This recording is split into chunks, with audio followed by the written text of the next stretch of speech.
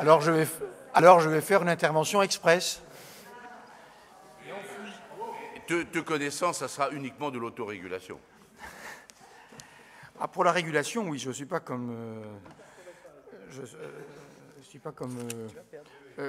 comme M. Bournazel. Je suis pour la régulation, effectivement. Et je ne suis pas pour la dérégulation. On voit où ça nous conduit. Non, j'ai dit un peu l'essentiel tout à l'heure, puisque je vous ai rappelé que, de notre point de vue, CDG était financièrement dangereux.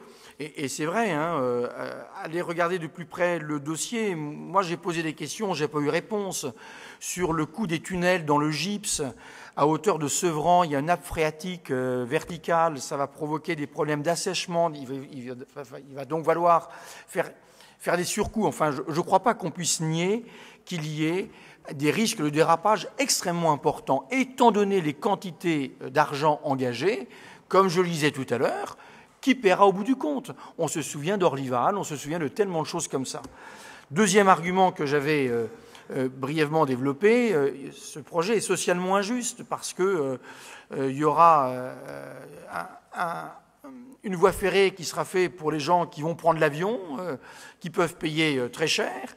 Et puis, il y aura par ailleurs le RER B. Il y a quelque chose un petit peu choquant quand même de faire autant de travaux pharaoniques avec une telle somme, quelle que soit d'ailleurs l'origine de la somme, privée ou publique, plus d'1 milliard probablement d'euros, rien que pour gagner quelques minutes. Monsieur Bournazel, tout à l'heure, je n'ai même pas repris la parole parce qu'il se déconsidérait lui-même par sa réponse sur ce point-là en particulier, des quelques minutes, quand il a justifié avec ardeur le fait que c'était très important de gagner 4 minutes. Et monsieur Julien, vous ne savez pas ce que c'est, vous, de vous lever tôt le matin, ça vaut bien 1 milliard d'euros pour les gens, etc. Bon, je veux dire, c'était tellement ridicule qu'effectivement, je n'ai pas souhaité reprendre la parole derrière alors que j'étais pris à partie personnellement.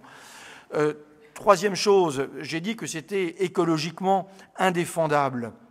Bon, je ne vais pas reprendre tous mes arguments, mais enfin quand même, qui sait ce qu'il en sera de l'avion dans 50 ans? Or, tout à l'heure, Dominique Lamy l'a dit, la concession, je crois, est offerte pour 60. C'est absurde.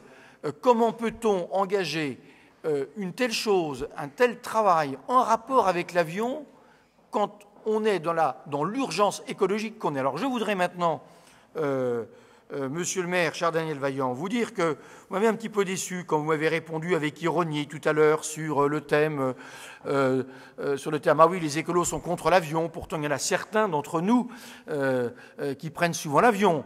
Voilà, vous n'avez pas orienté votre regard quand même, enfin. Bon, nous ne sommes pas anti-avion comme nous ne sommes pas anti-voiture. Nous sommes pour la réduction de la place de l'avion. Nous sommes pour la réduction de la place de la voiture. L'avion, la voiture, l'essence, le pétrole sont des biens tellement précieux, mais menacés, qu'il faut donc effectivement les économiser. De même, quand vous avez tout à l'heure ironisé en disant « Et à quand un vœu pour supprimer les aéroports ?» Écoutez, ça me rappelle 2001. 2002, ces premières années où nous travaillions ensemble et où vous ironisiez à tout instant sur nos propositions, qu'on a d'ailleurs depuis par la suite retrouvées en partie seulement, je tiens à rassurer mes électeurs, dans votre programme électoral.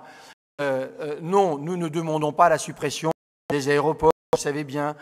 En revanche, nous sommes contre la suppression d'un nouvel aéroport et de ce point de vue, nous avons été suivis par le Grenelle de l'environnement. Bon, voilà, donc je crois qu'il ne faut pas caricaturer les positions des uns et des autres, surtout entre nous, puisqu'on a quand même maintenant quelques années de vol, si je puis dire, ensemble. Et en revanche, admettez qu'effectivement, ce projet est-il vraiment justifié au plan, je dirais, de l'urgence écologique? Est-il vraiment sûr au plan de son financement?